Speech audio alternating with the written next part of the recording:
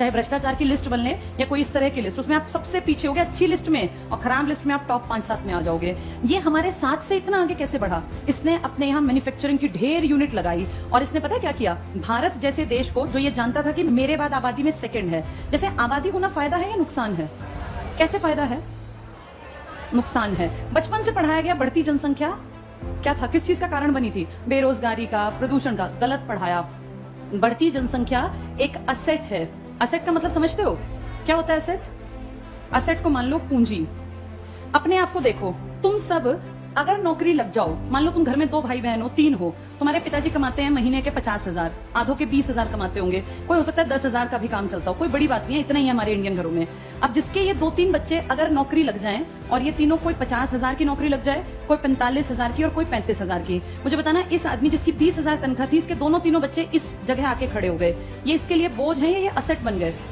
तो पूरा भारत क्यों नहीं असेट बन सकता? ये चाइना 1950 में हमारे बराबर था।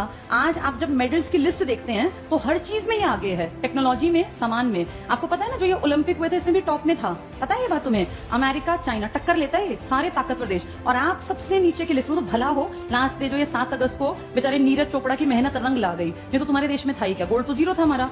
ये एक इकलौता जिसपे हम इतने चौड़े हुए घूमते हैं कि इंडिया तो पता नहीं क्या है। हम देखते किसको है? पड़ोसी पाकिस्तान, जिसका हमेशा टेली में 0 नंबर है। हम अमेरिका, चाइना को नहीं देखते। चाइना ने अपनी पूरी पॉपुलेशन को क्या बना दिया? इसने ये सोचा जब जनसंख्या ज्यादा है ना, तो हर एक आदमी कीमती होना चाहिए। मेरा हर इंसान जो इस देश में, या तो वो खेल में निकल जाए, या वो प्रोडक्शन में आगे निकल जाए, मैन्युफैक्चरिंग यूनिट में, या वो बिजनेस कर ले, या वो अच्छी नौकरी कर ले। हमने क्या सोचा? बचपन से मुझे याद है हमेशा पढ़ाया गया, बढ़ती जनसंख्या एक अभिशाप है, बढ़ती जनसंख्या से बेरोजगारी बढ़ती है। यही पढ़ा ना, बचपन से दिमाग में ठूस दिया कि बढ़ती जनसंख्या बोझ है। चाइना ने अपने हर बच्चे को सिखाया कि हर किसी को असेट बनना है। जो हमारे साथ, तुम्हारे साथ जो बच्चे बड़े हुए ना, वो चाइना में तो पॉजिटिव चीजें सोच के बड़े हुए, और हमारी पीढ़ी ये सोच के कि बढ़ती जनसंख्या, तभी तुम पीछे रह गए। इस चाइना ने प्रोडक्शन यूनिट लगा के अपनी मैन्युफैक्चरिंग, और आपके देश को देखा कि ये सबसे ज्यादा बेवकूफ हैं और ये सबसे बड़े कंज्यूमर हैं। क्योंकि अगर आपके यहाँ कंघी बिकने लग गई तो एक परिवार में अमूमन 2 से 3 कंघे तो रखता ही है हर आदमी। आपका देश है 150 करोड़ का, तो आप सोचो हर परिवार में कितने परिवार होंगे, और वो सब कंघी बकवास बात होती है, लेकिन इसके पास करोड़ों रुपए गए ना आपके, और किस चीज के लिए? जिसकी कोई वैल्यू नहीं। इसने आपके देश को डंपिंग का बाजार बना लिया।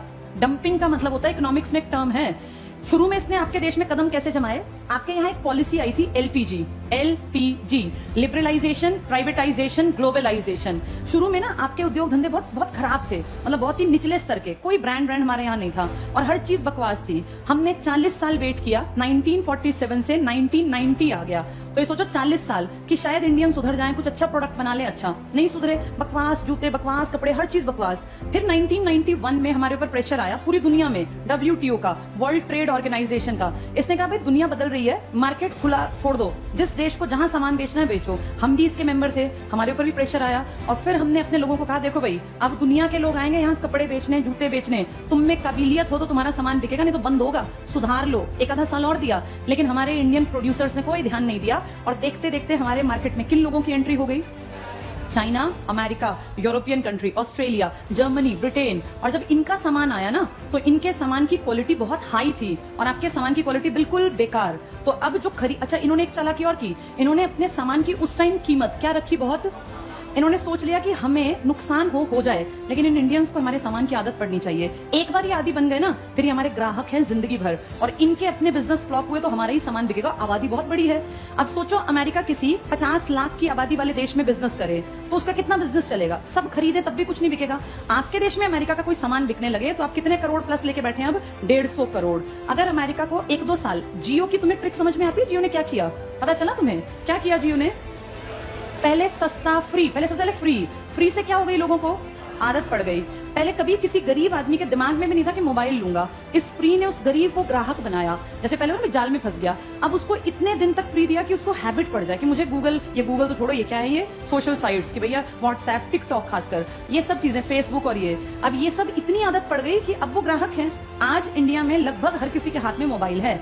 अगर इसके दाम शुरू से महंगे रखे जाते या फ्री ना होता तो क्या कोई गुब्बारे बेचने वाला, रेहड़ी लगाने वाला, सब्जी बेचने वाला मोबाइल लेता? कोई ना लेता। ये फ्री की आदत से ग्राहक बन गए। ऐसे ही चाइना ने आपको किया। चाइना ने डंपिंग किया आपके देश में। सस्ता सामान 99, 35, मुझे ध्यान है जब मैं छोटी थी 35 रुपए में कुछ भी सामान ले जाओ घर का, तो लोग इतने पागल हुए 35 रुपए में, और सच में 35 में सामान देता था। तुम सोचते ऐसा क्यों करता है ये? बड़े होके जब इकोनॉमिक्स पढ़ी तो समझ में आया कि ये कुछ साल तक इसने अगर करोड़ों रुपए वेस्ट कर भी दिए तो क्या फर्क पड़ा। इसने क्या कर दिया, अपने सामान को यहाँ बनाता, आपके यहाँ फेंक जाता कि चलो जितने बिके बिक जाए, फिर बनाता, उसकी यूनिट चलती रही, आपके यहाँ सामान की आपको आदत पड़ गई। धीरे धीरे आपके सामान जो बनते थे ये बंद होते चले गए और आप डिपेंड हो गए चाइनीज मार्केट पर। और आज ये हालत है कि ना आपका पानीपत का कपड़ा कहीं जाता और ना आपके देश में कंघे बनते, सब ब्रांडेड है। धीरे धीरे करके आपकी सारी मैन्युफैक्चरिंग खत्म। देश आगे बढ़ने के लिए कौन सा सेक्टर जरूरी है?